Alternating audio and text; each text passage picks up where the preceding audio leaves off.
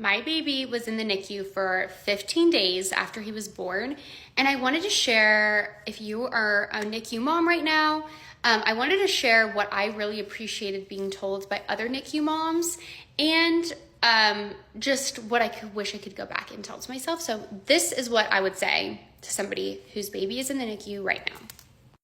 The first thing is, nothing is going to feel right until your baby is home. That's how I felt. So we had the option to nest in the hospital or go home. And it was such a hard decision because we have a toddler and I was starting to get really depressed in the hospital. So we ultimately decided to go home and then make the visit to and from the NICU every day. And I just wanted to express that there is no right answer because nothing feels right until your baby's home. So do whatever feels the most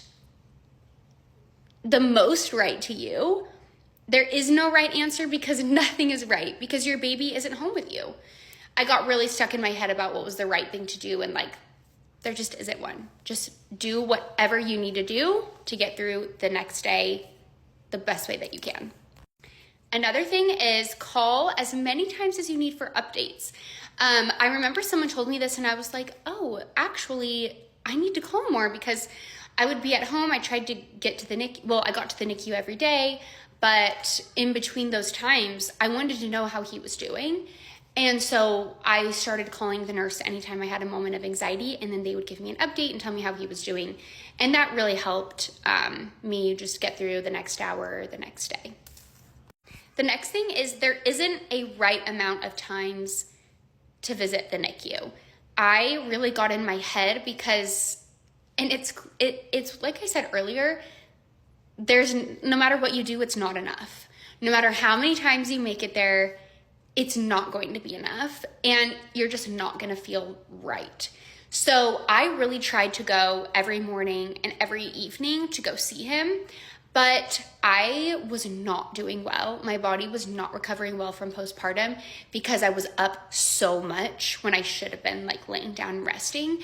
So by the very end of his stay, I was going at the end of the day and my husband was going at the beginning, which was so brutal and made me feel so terrible. And every day was so hard. But I physically was having the most hard time walking from the car up to the NICU. It was so hard. So we had to kind of play it by ear every single day, and just know that nothing is right.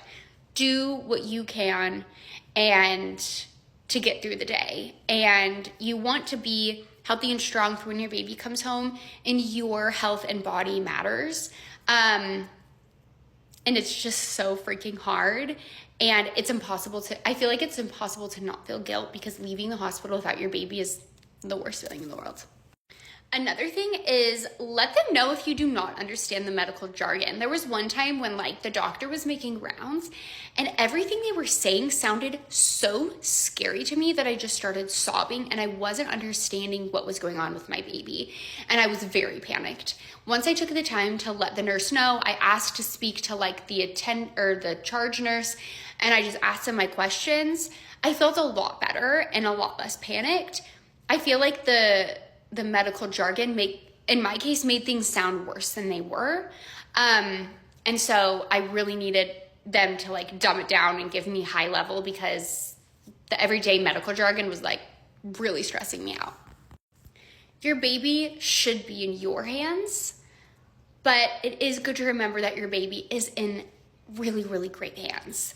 24/7 round care, the best hands that your baby could be in, they're in. And I remember a nurse telling me, we are not going to let your baby go home until he's 100%. And that meant a lot to me too, because I was so afraid of bringing him home and him not being well. And they just let me know, we will not send him home until you can be confident in his well-being. And that meant a lot to me too. So just reminding yourself of that is really hard. It's not always comforting, but sometimes it is, knowing that he's getting really good care around the clock. Also, just know whatever you feel is okay, and it really is getting through hour by hour. I cried all day, every day. I would sob the whole way to the hospital, sob the whole ride up the elevator. I was just always crying. And I remember one time I called the nurse to check in, and the nurse said, oh, you know, your baby's doing well. He's being held right now by a volunteer. And I literally thought I was going, like, the thought, it's like that should have been comforting, but the thought of my baby being held by like a volunteer instead of me actually made me cry the rest of the day even more. It was like, and I'm so thankful for volunteers, and I'm so glad my baby was being held, but like, that was a feeling that I just didn't know that I would feel, but I was so sad that my baby was being held by a volunteer and like not home with me.